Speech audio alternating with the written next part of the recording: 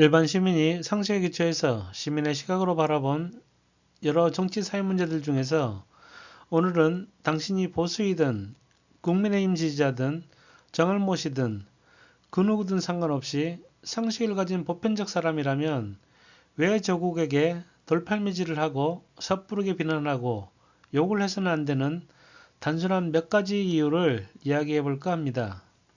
2월 3일 조국의 1심 판결이 있었습니다. 검찰이 기소한 19개 혐의 중 11건이 불구속 상태에서 징역 2년형의 유죄가 선고되었습니다.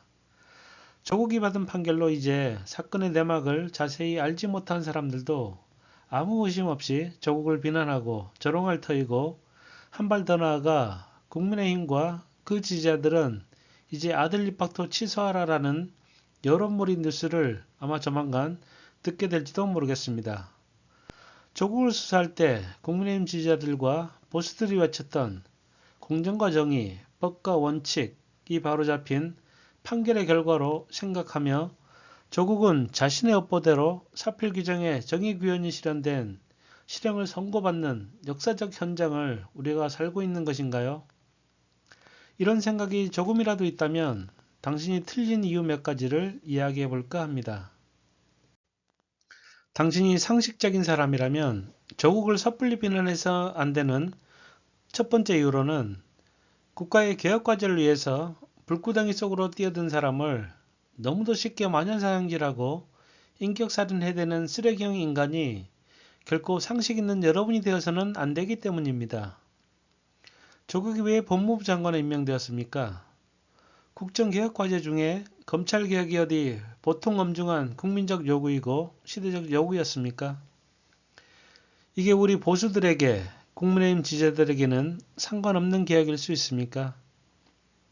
우리들 밥상머리에서 그리고 명절 때 모이는 우리 가족의 반은 진보이거나 혹은 보수일 것입니다. 그 반의 우리 가족이 선진 정치국가에서 살아보고자 외쳤던 검찰개혁이 어찌 내가 보수라고 상관없을 수 있습니까?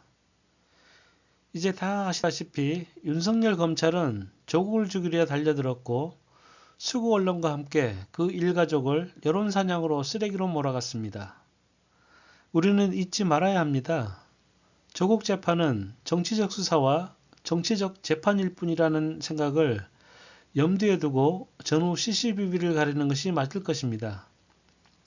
재판으로 결론난 19가지 혐의를 구체적으로 따지며 뭐가 조국의 대역죄인지 이야기하기 전에 우리는 조국이 항변하고 있는 왜 수사가 시작되었는지를 먼저 진지하게 생각해 보아야 합니다. 그리고 1심 재판 선고를 받은 날인 만큼 소회를 약간 말씀드리겠습니다. 2019년 제가 법무부 장관으로 지명된 후 여기 계신 언론인 여러분 포함하여 당시 검찰, 언론, 보수야당은 제가 사모펀드를 통해서 권력형 비리를 저질렀다고 십자포화를 퍼부었습니다. 어떤 분들은 제가 그 사모펀드를 통해서 정치자금, 대선자금을 모았다고 주장했습니다. 그러나 저는 사모펀드에 대해서는 기소조차 되지 않았고 저의 배우자 정경심 교수도 사모펀드 관련해서는 거의 모두 무죄를 받았습니다. 물론 이 점을 말씀드리는 이유는 오늘 사건 재판과는 관계가 없지만 이 사건이 어떻게 출발했는가에 대해서 말씀드리는 것입니다. 오늘 1심 재판 판결에 대해서 겸허히 받아들이고 남은 유죄가 난 부분에 대해서는 보다 성실하게 진솔하게 2심에 항소하여 무죄를 다투겠습니다. 감사합니다.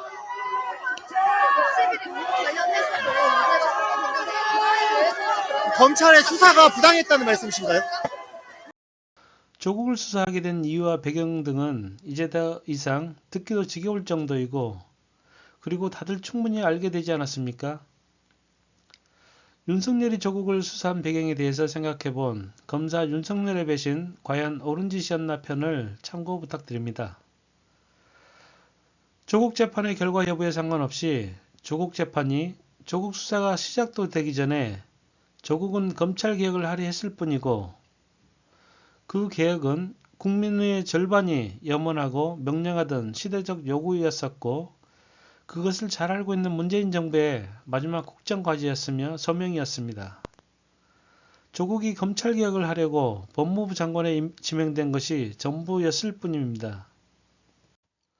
조국이 저런 부름을 받고 호랑이 굴 속으로 불구덩이 속으로 뛰어들 때 그 위험성을 몰랐을까요? 바보라서 장관 감투가 탐나서 덥석 물었던 경우입니까? 그런 바보였다면 윤석열이 작업치지도 않았을 거며 아마 지금도 과거 법무부 장관, 과거 검찰총장으로 만나서 술 한잔씩 하는 막연한 사이로 지내지 않았을까요? 국가 미래를 위해 누군가는 개혁을 해야 했고 위험을 무릅쓰고 고양이 목에 방울을 다는 역할을 담당하게 된 사람이 조국 장관이었고 이런 임무를 수락했다는 것 자체로도 조국은 이미 진보 보수를 떠나서 우리 모두가 빚을 지고 살아야 할 사람인 것 같습니다. 남은 쉬워 보이지만 당신이라면 저때 조국이 뛰어든 저 불구덩이 속으로 걸어 들어갈 용기와 희생을 감당할 자신이나 있기나 합니까? 그리고 이제 검사들이 다스리는 나라에서 누구도 통제 못하는 검찰이 무소불위의 특권으로 사는 검은 공화국에서 살다 보니 저때가 얼마나 검찰을 개혁할 수 있었던 마지막 기회였는지 공감하실 것입니다. 그리고 얼마나 검찰개혁이 소중한 소명이었는지 지금 윤석열과 윤석열 사단의 검찰이 정적인 이재명을 죽이려 두더지 머리수사 행태를 지켜보면 이젠 정치 후진국에서나 일어날 법한 일들이 버젓이 자행되는데도 누구도 통제하지 못하는 세상에서 살게 되었습니다.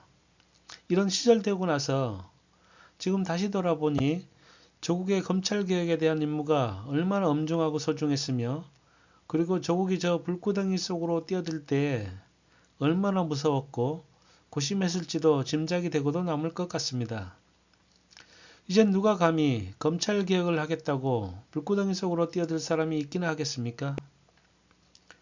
제발 상식 있는 국민이라면 국가 개혁을 위해 국민들이 염원을 이루기에 호랑이 굴속도 마다하지 않고 들어가준 조국 장관의 고군분투와 희생과 노고와 그리고 혼자 처절한 사투를 감내하고 있는 암담한 현실까지도 감당하며 살고 있는 조국 장관에게 진보 보수를 떠나서 박수치고 감사함을 표해야 최소한의 사랑붓이라고 사는 사람이라 할 것입니다.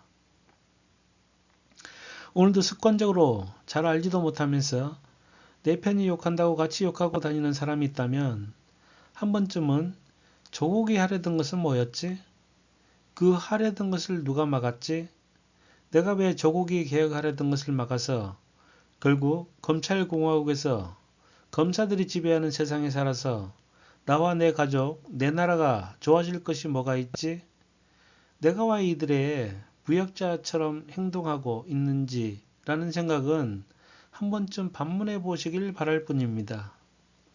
실로 조국의 짧은 재임 기간 동안에 검찰개혁은 검찰을 투명하게 만들려고 얼마나 고심했던 내용들인지 잘 아실 것입니다. I've seen a lot of change, been through a lot of pain. Some things are not the same as they were. 두 번째 이유로 당신이 비열한 패거리들의 만행에 박수나 쳐주는 부역자로 전락하기 때문입니다. 윤석열이 조국을 수사하려고 시작할 때는 이미 윤석열은 국민의힘과 수구 언론들과 짝짝꿍 쎄쎄쎄로 합을 맞춰 놓고서 조국 수사를 시작한 정치적 목적의 수사일 뿐이라는 것을 간주하고 이 모든 결과들을 해석해야 합니다. 윤석열과 윤석열 검찰이 조국의 검찰개혁을 막으려 조국을 수사한 정황은 이제 그들도 부인하지 못할 것입니다. 그들이 내세웠던 사모펀드 비리, 대선자금 비리 등등 수구 조중동 연합과 국민의힘과 윤석열 검찰이 수백만 건의 카드라 기사로 조국을 마녀사냥질했지만 이런 권력형 비리는 기소조차도 하지 못했습니다. 윤석열 검찰이 대통령의 인사권에 개입하고 검찰개혁을 막기 위해 수사를 했었다라는 사실을 덮기 위해 수단과 방법을 가리지 않고 수사하고 기소했던 정치적 목적의 수사 행태와 그리고 그까지로 발생한 재판의 결과는 정치적 재판의 결과였다는 생각을 바탕으로 우리는 늘 사안의 본질을 보려고 해야 하지 않겠습니까? 아무리 내가 보수 성향이고 국민의힘 지지자라고 하더라도 우린 서로 비슷한 상식을 가지고 있는 사람들일 것입니다. 서로 다른 정치 지형과 구도 속에서 생각한다고 하더라도 세상 속에서 만나 이야기하면 다들 일반적인 우리 이웃들일 것입니다. 우리가 상식이 통하는 일반 보통 사람이라면 우선 저의 경우를 일례로 이야기해 볼까 합니다. 제가 이끄는 부서에 사실 문제가 많았습니다. 캐캐묵은 문제들로 인해서 저희 문 회장이 우리 부서에 상관으로 조부장을 보낸다고 합니다. 조부장 이 자식이 오면 우리 부서의 짬짬이 문화와 그동안 캐캐묵은 탐관오리형 비리건들은 물론 우리를 배불려준 나만의 짬짬이 밥그릇을 빼앗기고 우리 부서는 해체되고 잘못하면 나와 가족이 깜빵에도 갈 처지가 되었습니다. 저도 우리 짬짬이 그릇도 뺏기지 않기 위해 우리 애들을 총동원시켜서 그동안 우리와 결이 비슷한 이웃빵집 국짐당 사람들에게 비리도 흘리고 그 국짐당 사람들이 다시 마을에서 영향력이 가장 센 서점인 조중서 사람들에게 흘리고 이 조중서 사람들이 조부장이 사부펀드 비리가 있다라며 의혹을 확대 재생산해주고 그 카드라형 사부펀드 혐의로 다시 국짐당에서 고발해줘서 조부장을 비리 혐의자로 몰아서 수사받게끔 자구까지 쳤는데 문제는 이 조부장 자식이 사부펀드 비리는 고사하고 돈 문제, 뇌물, 여자 문제 등 어디 하나 물고 늘어질 것이 하나 없는 쫌팽이였습니다. 이게 저와 저희 패거리들한테는 보통 문제가 아닌 것이 그동안 조부장 의혹들이 사실이 아니라고 결론이 나면 저와 우리 패거리 몇은 바로 회사에서 퇴출되며 바로 무고건으로 처벌까지 받아야 되고 한배 타준 이익 공동체인 국짐당과 조중서도 나빠진 동네 여론으로 문을 닫을 지경이 되는 경우라서 저희 패거리들도 이젠 물러설 수 없는 상황이 되어버렸습니다.